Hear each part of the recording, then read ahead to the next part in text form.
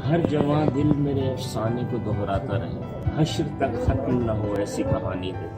एक इकबाल के स्कॉलर मिले तो मैं पता नहीं कितनी लंबी ट्रैवलिंग करके सियालकोट पहुंचा ना, भूख से थकन से बुरा हाल। मुझे एक साहब ने कहा कि फलां जगह ना एक लेक्चर हो रहा है, तो वहाँ इकबाल के एक स्कॉलर आ रहे हैं। तो मुझे यूँ चक्कर आ रहे थे ना थकन से, भूख से, मैं वहाँ चला गया। तो वहाँ जाके मैंने उनका लेक्चर सुना। लेक्चर सुनने के बाद ऑर्गेनाइज़र के पास गया और मैंने उनसे जाके कहा कि ये जो स्पीकर आए ये कहाँ से आए हैं। उन्होंने कहा लाहौर से आए। तो उन्होंने कहा इनको, मैंने पूछा इनको छोड़ने कौन जाएगा। उन्होंने कहा मैं जाऊँगा। मैंने कहा यार आपके पास एक ड्राइवर की है जगह, एक सवारी की जगह है कि जो आपके साथ चला जाए। तो उन्होंने कहा हाँ एक सीट की जगह तो है। मैंने कहा मुझे ले जाए। तो मैं उनके साथ अगली सीट पे बैठ गया और सफ़र शुरू हो गया। तो वो जो साहब थे जो उनको लेके गए थे, गाड़ी चला रहे थे, वो आगे थे, मैं आगे बैठा था, पीछे वो स्कॉलर बैठे थे। मेरा थकन से बुरा हाल हुआ तो मैं चुप करके सुनता रहा ना। फिर जब हम तकरीबन पहुँचे ना इमनाबाद के करीब, गुजरवाला के करीब, तो मैंने कहा सर मैं आया हूँ सिर्फ इसलिए कि मैं आपसे सवाल कर सकूँ। आगे नहीं था मेरा, उन्होंने मुझे देखा भी नहीं क्योंकि मैं पहले से चुप करके जाके गाड़ी में बैठ गया। उन्होंने कहा आप सवाल करें। मैंने एक सवाल किया ना, दो सवाल किए, तीन सवाल किए, चौथा सवाल किया, पांचवा किया, छठा किया। वो बहुत बड़े स्कॉलर हैं। वो मुझे कहते हैं यार आप मुँह कैसे पीछे करें, आप हैं कौन। मैंने ऐसे मुँह पीछे किया ना, तो चूँकि वो मेरी वीडियो वगैरह चलती रहती, उन्होंने भी फेसबुक पे कहीं मेरे साथ है। अरे राय साहब आप हैं, आप बोल क्यों नहीं रहे पहले क्या बात। मैंने कहा सर अगर मैं आपको अपनी शक्ल दिखा देता ना, तो जिस तरह आपने बच्चा समझ के बिल्कुल इकबाल के सवालों के जवाब दिए ना, तो आप वैसे ना देते हैं। आप समझते राय साहब तो वैसे स्कॉलर की तरह बात करते हैं। अभी आपने मुझे बिल्कुल बच्चों की तरह ट्रीट किया ना। तो नॉलेज सीखने के लिए सर मेरा करे दर्द, ये समझ ना आए मैं बैठा किधर हूँ। लेकिन उनकी बातें जितना उन्होंने बोला ना वो मुझे अजबर था।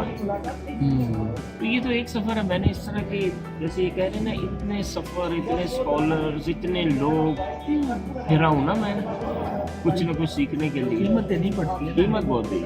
अब आप ज़रा देखिए, तसव्वुर कीजिए, कल सुबह मैं घर से निकला 8 बजे और मैं गया सादों की, कामों की, कतले आली, और बस घूमता रहा ना, देखता रहा क्या हो रहा है, कभी पैदल कभी कुछ।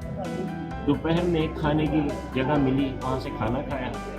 रात 11:30 बजे सियालकोट पहुँचा और जाके ना तो बस ढेर हो गया, सो गया, खाने की हिम्मत नहीं। दोपहर मैंने 2 बजे खाना खाया कल और कुछ ना खाया। आज सुबह मैं उठा, आज मैं गुजरावाले चला गया। गुजरावाला घूम फिर इधर उधर, धूप से बुरा हाल, जिसम कांप रहा है। पिछले दिन का खाया हुआ 10 किलोमीटर 15 किलोमीटर चल चुका है।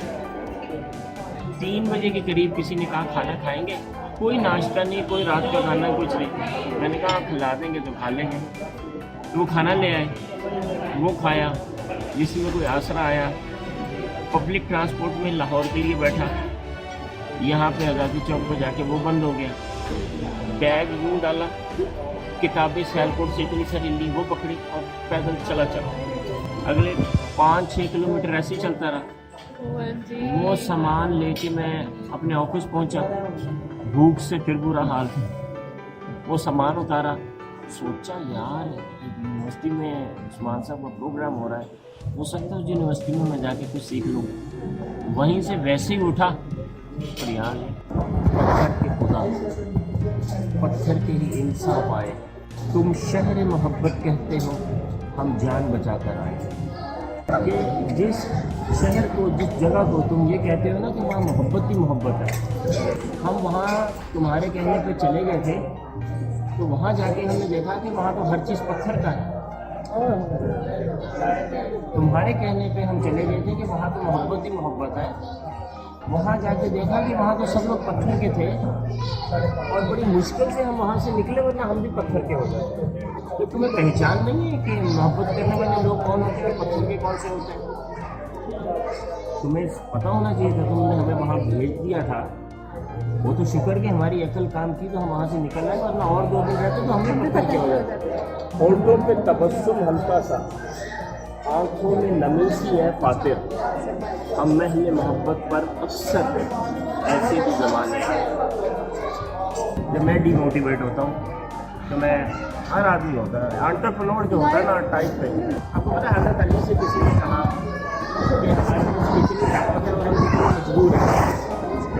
तो उन्होंने कहा कि एक टांग पे खड़े हो जाओ। वो आदमी एक टांग पे खड़ा हो गया। उन्होंने कहा ये तुम्हारी ताकत है। तो उन्होंने कहा कि आप दोनों टांगों पे उठा लो। उसने कहा नहीं उठती। उन्होंने कहा बस इतनी मजबूरी है। वाह। तो वो इंसान है, उसके कुछ चीज़ें हाथ में हैं, कुछ चीज़ें उसके हाथ में नहीं है ना, तो उसको बहुत खूबसूरत तरीके से उसने कहा ना। लेकिन उसके जो वर्ड्स हैं वो पहले मैं आपको बताता हूँ। मुश्तखात कहते हैं a handful of dust. मुश्तखात सैंडिंग जो है, हवा रही करती है। वो कहता है कि माना के मुश्तखात से बढ़कर नहीं हूँ मैं, माना के मुश्तखात से बढ़कर नहीं हूँ मैं, लेकिन हवा के रहमो करम पर नहीं हूँ। वाह। मुँह में डस्ट, लेकिन हवा के, लेकिन ऐसा नहीं है हवा उड़ा के कि इंसान अपने ऊपर उससे ज़्यादा ना ले कि जिसको वो उठा ना सके। उसे कहना चाहिए यार मैं मिट्टी तो हूँ, मैं कहाँ से इस पूरी दुनिया का बोझ ले लूँ। दूसरा मैसेज, हमारा प्रॉब्लम ये है कि जब हम अपनी बात करते हैं ना तो हम गरीब मस्कीन बन जाते हैं ना, यार मैं तो गरीब हूँ। और जब दूसरों को देखने लगते हैं ना तो बड़े गौर से ना उनकी सारी चालाकियाँ और मुखारियाँ ढूंढने की कोशिश करते हैं। अपने के लिए आएगी तो क्यों हो जाएंगे, और दूसरे को देखेंगे ना तो ये हमारे साथ प्रॉब्लम है। अब इसको भी कहता है, जरा गौर करें कितनी बड़ी बात है कि माना कि मुझसे खाक से बढ़कर नहीं हूँ मैं, लेकिन हवा के रहम करम पर नहीं हूँ मैं। फिर वो कहता है कि इंसान तू धड़कते हुए दिल पे हाथ रख, इंसान तू धड़कते हुए दिल पे हाथ रख, ऐसे न देख डूब के, ऐसे न देख डूब के, समंदर नहीं हूँ। तो ये है जी मैसेज। लेकिन मैं आपको ये बताऊं कि आप लोग जो हो ना, अगर तरक्की करना चाहते हो ना अपनी लाइफ में, तो पोएट्री का शौक मस्ट डालो अपने। साइंस ये है कि जो बंदा है ना, बंदा अगर आप उससे मिले ना और उसका जो लेवल है उसको देख के उसका अंदाजा हो जाए तो वो बंदा नकारा है। जब आप किसी बंदे को मिले तो फिर जिस बंदे की देखने वाली आंख है ना, सिर्फ वो उसको पहचान ले, और अगर उसको कोई और ना पहचान सके तो वो हीरा है। और अगर उस बंदे को कोई देखे और आम आदमी उसको कहे कि ये बड़ा काम का आदमी है तो पहुंचा हुआ है, लेकिन जो पहचानने वाली आंख है वो कह रही है तो कुछ नहीं है, तो वो आदमी कूड़ा है। हमारा माशरा उल्टा चल रहा है ना, एक बहुत पसमानदा माशरा है। यहाँ हर आदमी ये कोशिश करता है कि जो वो है ना उससे 2 रत्ती ज्यादा नजर आए, और दुनिया कोशिश कर रही है कि उनका इल्म वहां बढ़ जाए, इल्म उसका वहां चला जाए कि जहाँ वो अपनी पहचान खो बैठे।